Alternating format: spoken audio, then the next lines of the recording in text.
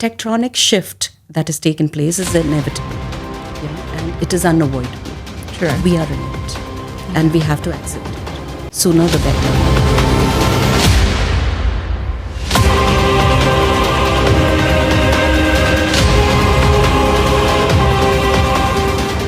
Let's go back to the world record you just set for Amity University.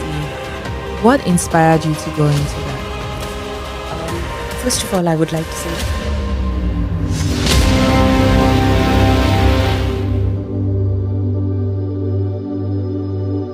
see, I'm indeed very happy to convey that Amity University has ventured into the greatest annals and the milestones of Amity.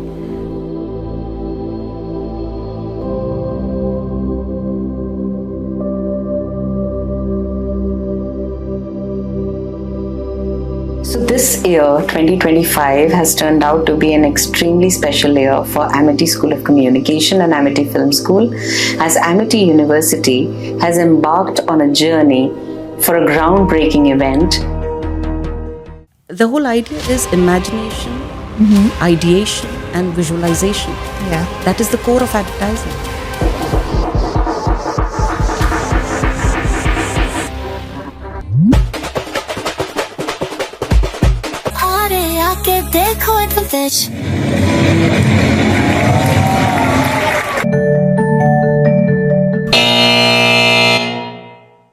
Can you give us a formula for the perfect advert?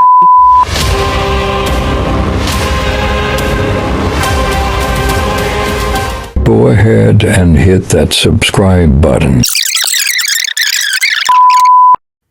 Hi everyone, welcome back to Talknovate. My name is Rukewan Onoge, but I know it's a mouthful, so you can just call me Ruki. I'm very excited because on this episode, I have another female guest, which I'm really deeply inspired and honored to have as a guest of my show. Everyone, welcome Professor Dr. Nima John.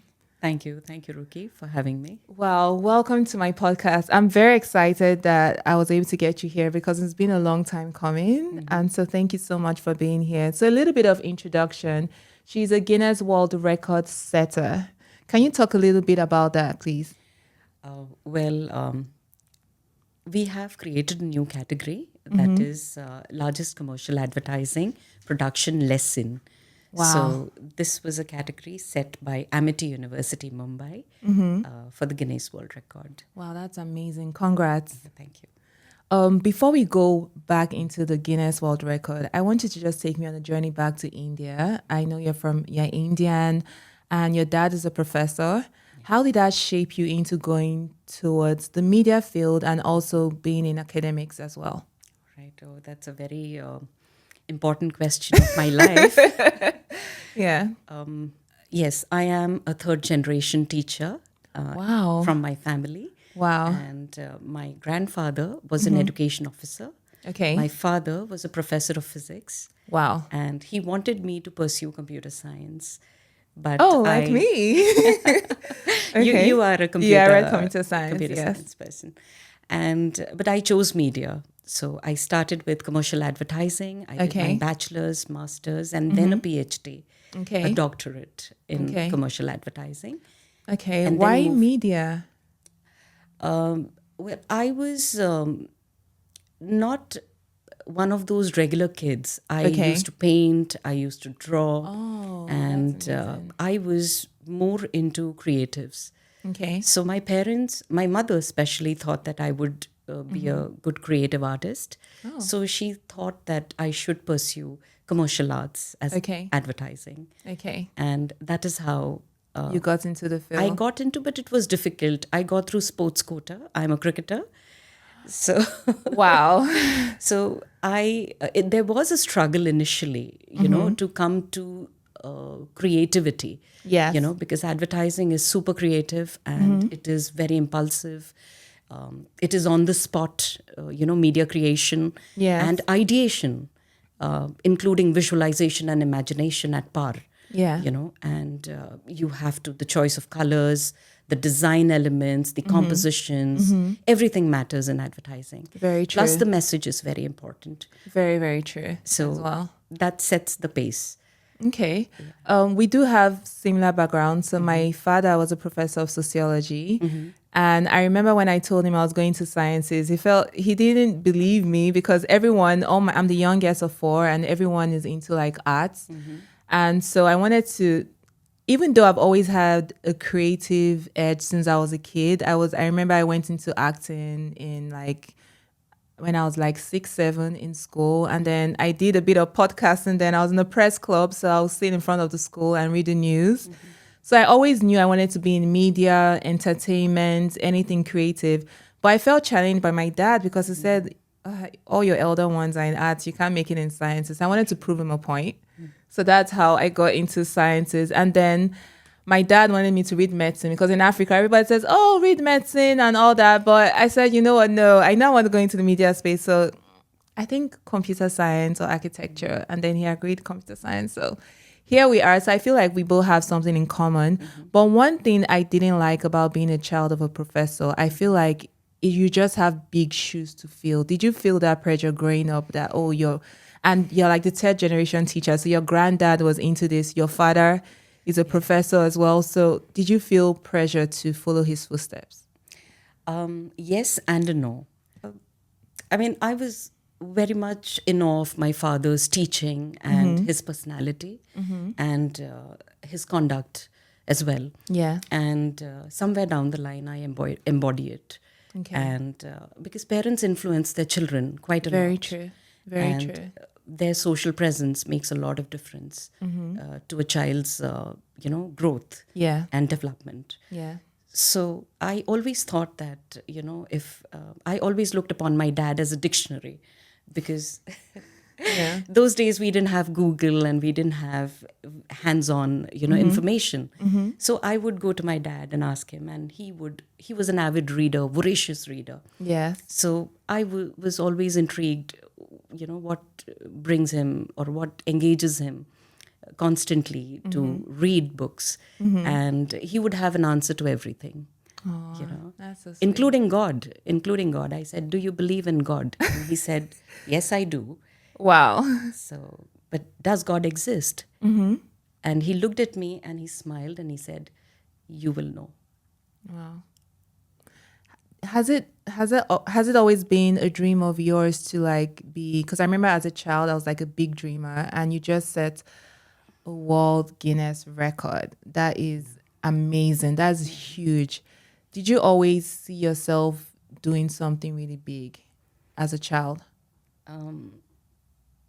Actually, I was, every child is mainly inspired by their parents. Very true. And we happen to see their struggle, and we observe them. Yes. And we learn from them, from the challenges, from the struggles, from the hardships. Yeah. And Guinness was one thing that we used to sit and watch together on television those days. And it used to be a very big... a big deal. It is still I remember my dad bought a book and the list of everyone that has set and broke a record. So it's something even as a child, I'm going to do this. I want to be in here someday. So my journey is, as similar as what you said. Yes. Sitting at home and watching Guinness World Records on television with your parents. And then here you are, setting a world record. Yeah. So... but yes, the journey was not easy because, dreams are dreams only, unless you make them true. Very true. So let's go back to the world record you just set for Amity University. What inspired you to go into that? First of all, I would like to say that Amity is a great organization. They care for people and they care for excellence, and they encourage and motivate people to do their best. Yeah. And I think Guinness World Record is one of the examples that a teacher, was able to, carry the responsibility and was given an opportunity because it is Amity University Mumbai's record done by an academic expert. And that expert could have been anybody. And me getting an opportunity itself speaks volume that the trust of Amity that they have shown in me. So I often, in fact, I am indebted to Professor Dr. Ashok Chauhan, who is our founder president, Dr. Azim Chauhan, who is a dynamic visionary leader, and Professor Dr. A.W. Santosh Kumar, who has been my pillar of strength, who has encouraged me, supported me, and guided me throughout these challenging phases. And my team, Amity School of Communication, a staff of 30 people who came together, coming from diverse, backgrounds, fields, from PR, advertising, filmmaking, new media, journalism, all of us coming together and setting a mark. Along with that, our students, because the record is the largest commercial advertising production lesson set by a university with 450 students, participating in it and creating maximum number of ad films in least number of time as an assignment. Wow. So it was a power-packed day, and of course, we all had to come together to make it possible with a set of 25 experts out there who were evaluating us, who were the officials, and who were monitoring us. So any one mistake would have made us lose the record. Yeah. So, well, congrats for seeing that through.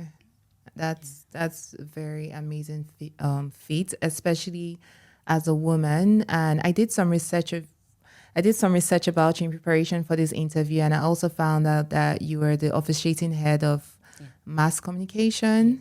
Yes. How was that like being a woman? Because the one thing that made me really feel excited to interview you, I feel like, especially where I'm from, being African, it feels like only the men are allowed to dream and the women are just, more encouraged to go towards, get married, have a family and cater to your family, which is amazing, by the way. But beyond that, women still have dreams. And so rising to that position, what challenged you? What drove you to be this ambitious? And also eventually being the academic that was in charge of, or rather that was given the trainings, the lessons during the world record process? Well, I believe leadership is not just a role, but a responsibility. And you are chosen for it. Yes. So it is regardless of your gender. You have to command it. Definitely. And you have to prove your mettle, whether you're a man or a woman. But when it comes to academic leadership, it requires intelligence. It requires excellent communication skills. It requires a persona to impact people, through and through, because you cannot cheat your students. You cannot cheat your audience. True. And True. it is a very transparent process. So you are what you are. And that is why I said, you learn a lot from your parents, So I saw that in my father. Okay. But I saw the dynamism in my mother. Okay. So maybe I became a combination of both of them. That's amazing. So, yes, you have to have a very strong voice when you're leading people. And you have to be assertive. You have to be, there has to be an assurance in your speech. Yeah. And confidence, of course, it is very key. It is a key element. And see, no one knows what they are doing eventually unless they arrive towards the success of it. We're all just trying. Yes. So in leadership, you need to have very clear objectives, agendas, and relatability as well. True.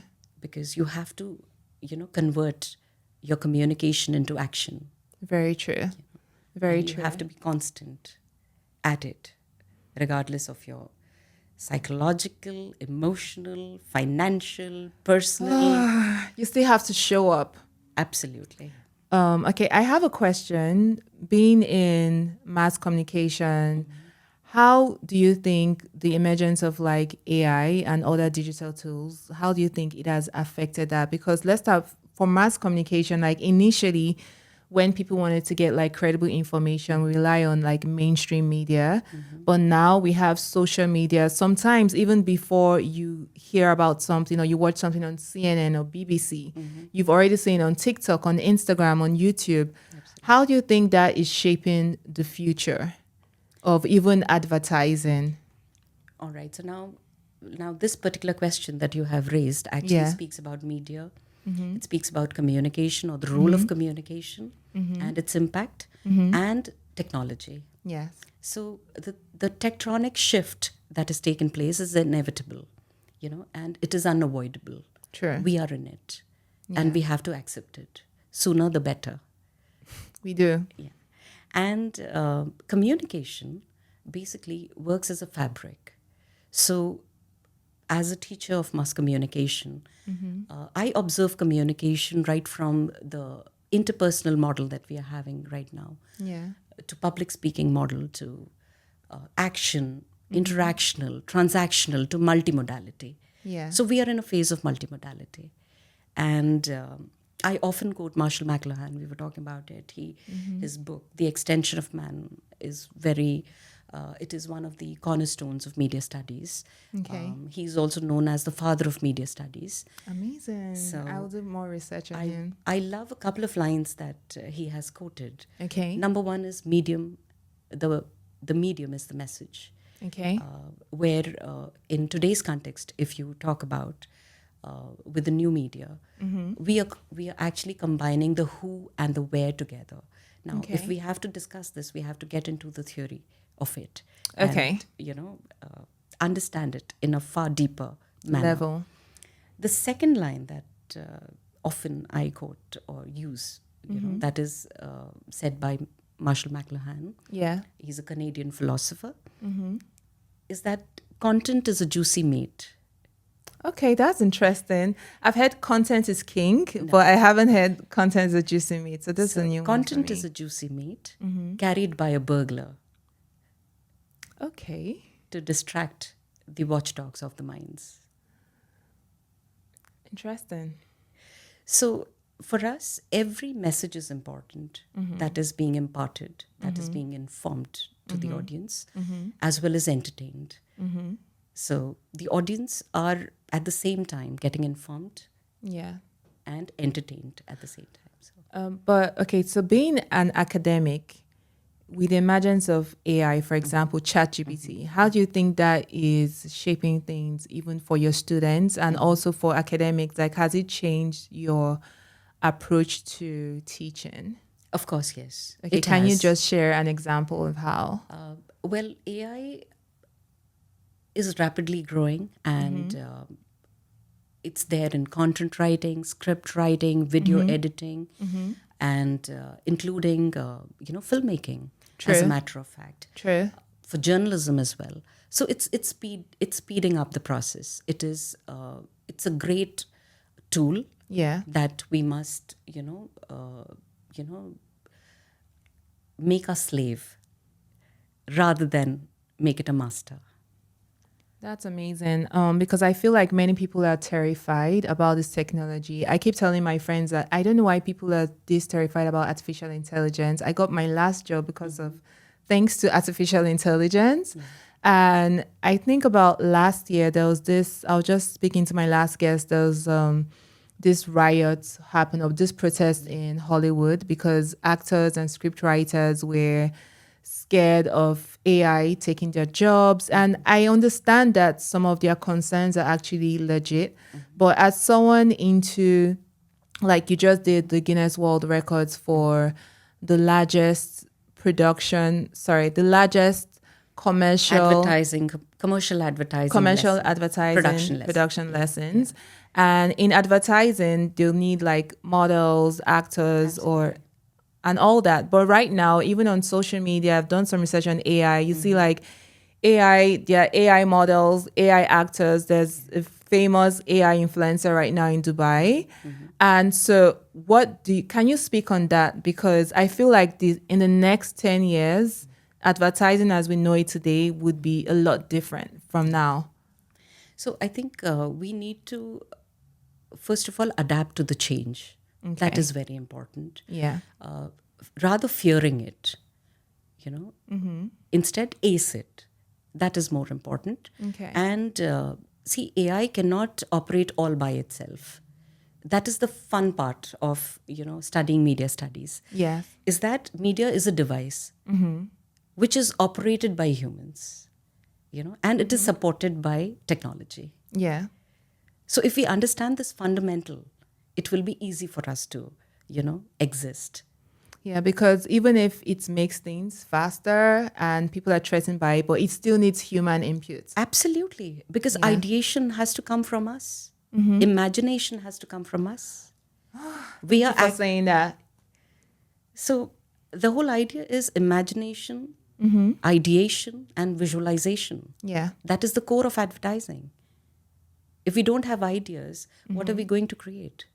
So true. And even for us to command an AI, we need those ideas. And what is creativity? Creativity is anything unusual out of usual. Wow. So why are we fearing it? Thank you for saying that. I feel like I'm already inspired by that statement, and I feel like many people watching us right now will feel a bit more comfortable with this technology instead of fearing it. Can you talk a little bit more of advertising? So I'm also into music, and I do watch the Super Bowl that happens in the US. And it's so fascinating to me because they have millions of viewers across the globe. And so I heard for every is it 1 minute advert, people pay like millions of dollars just for that slot. And in my mind, I'm wondering, what can you do in 1 minute? It's a short time, but how can you convey a message in a way that it will leave people remembering your brand, that will leave them feeling impacted by whatever message you pushed out there for a big event like that? And you just going by what you've just done for the Guinness World Record, can you please just give us a formula? Because there are many people like me, I'm still interested in filming as well and doing my production, adverts and things like that. So for someone who hasn't specifically studied media or mass communications or visual storytelling, can you give us a formula for the perfect advert? Well, the answer is there is no perfect formula. Oh my God, no! See, creativity is a permutation and combination. All right? And it is about sensibility. Yes. So what brand you're dealing with, what message you're creating.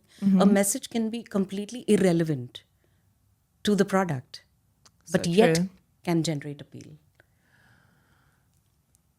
But there has to be something. There has to be a secret sauce somewhere. I think it is more instinctive. Okay. And it completely depends on the Audience. on the creator. Oh, okay. Because if I am bestowed with the responsibility of creating an ad, then I would push the limit, Okay. And put my heart and soul. But the fate has to be decided by the audience. Okay. So there is no, formula. There are methods and practices Yeah. in order to create a 1 minute film, a short film or an ad film. It cannot be a 1 minute, it is a 60-second, 30-second, 90-second film. Yeah. And it completely depends on the sensibility of the filmmaker. Okay. But what will go down well with the audience is absolutely subjective to their environment. Oh, that's true. Sometimes we have great ideas, but we don't have the environment or we don't have the climate that it will go down easy with them. That's so true. Especially nowadays that, many things are sensitive, things that people could easily speak about 20 years ago. Now, if you say certain things, people might feel a kind of way about that. So you're really right about that. Can you talk a little bit about your photography? Because I saw some of your work and I was absolutely blown away. So can you tell us about photography? What inspired you to get into that? Photography was a medium that I enjoyed doing. And as a student of commercial arts, we were introduced to a subject called photography, which is writing with light. And my doctoral thesis is based on light and shade in photography. Oh, amazing. Yeah, so I'm currently working on my book, and I'm conducting workshops where I am, again, like I said, creativity is a permutation and combination of various elements. So identifying with aesthetics and creativity, and then, putting it together on a sheet. Wow. So That's really cool. Where do you see yourself in the next 10 years? Do you see yourself setting another record? I haven't thought about it as of now. Okay. But yeah, something very interesting I'm going to be doing. Okay. Or probably it'll turn out interesting. Amazing. I don't know. I want to find out if I should look out for maybe like an Oscar win from you. Maybe you direct like a documentary or something. Inshallah. All right, that's nice. Finally, I'm really intrigued by you. I love the fact that you're hardworking, you're intelligent, you're a go-getter, and you're also a family woman as well. And you have an amazing son who is about to turn 18. What would you say to women who feel stuck? I feel like some women just feel like, okay, this is it for me, or how do I have this successful career when I have a child, I have a family, I have a husband, I have to like cater to them. But I feel like you've done it all. And I know it hasn't been easy, but can you speak to like younger women who see you who want to have similar journeys like you? What would you tell them? Believe in yourself. Wow. You hear that? Believe in yourself. And don't let anything, weigh you down. Thank you for that. Wow. Thank you so much for being on the podcast, Professor Dr. Nima John. It's been a pleasure having you here. Thank you so much. Thank you guys for watching. Please don't forget to subscribe. Bye.